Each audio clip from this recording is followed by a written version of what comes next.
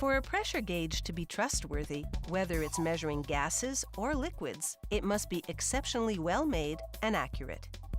To start, a worker loads an aluminum faceplate into a printing press. It applies a colored scale used for measuring pressure in pounds per square inches. The type of scale it prints depends on the measuring unit being used.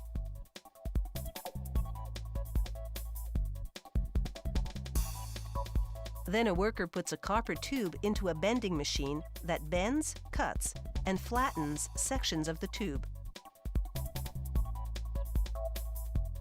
The amount of flattening and bending determines the pressure range the gauge can measure.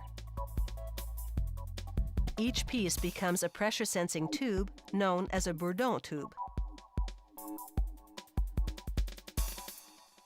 Then a worker cuts lengths of brass that he machines into connectors. They will link the bourdon tube to an inlet pipe.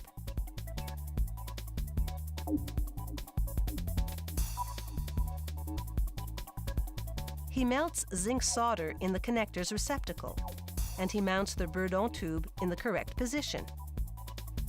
He fills the gap between the connector and the bourdon tube with solder. Then he flushes the heated piece with water to cool it down, sealing the tube in place.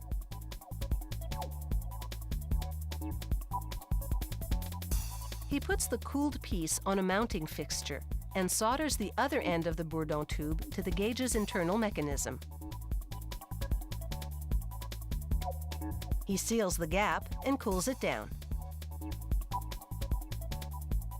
Then he puts the finished pieces, or pressure system assemblies, as they're now called, into a cleaning machine. Its hot, soapy water washes away any dirt and loose solder particles. The pressure system assemblies then go onto a leak testing machine that pushes air into the tubes. A stable pressure reading indicates there's no leakage.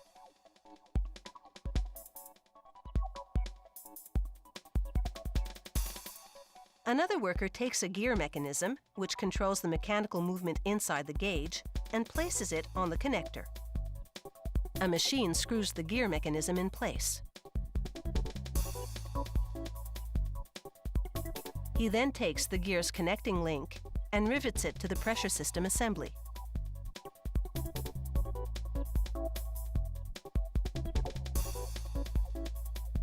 He fits the pressure system assembly inside a protective stainless steel housing. A machine screws it all together.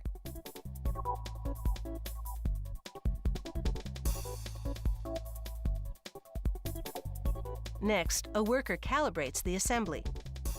She loosens up the connecting link slightly to prevent friction, puts on the indicator needle, and runs a test.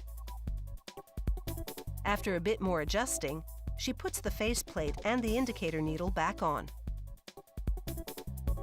She ensures the gauge reads accurately at 3 key positions, and then screws the faceplate onto the gauge. A final test confirms it is calibrated properly. Then she puts a glass cover over the faceplate and adds a steel ring to hold it in place. A crimping machine evenly folds the ring's edge until it makes a perfect seal.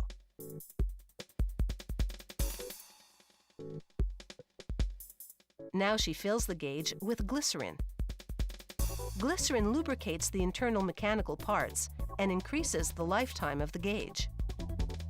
Glycerin also absorbs vibration well, which helps the indicator needle remain stable during operation.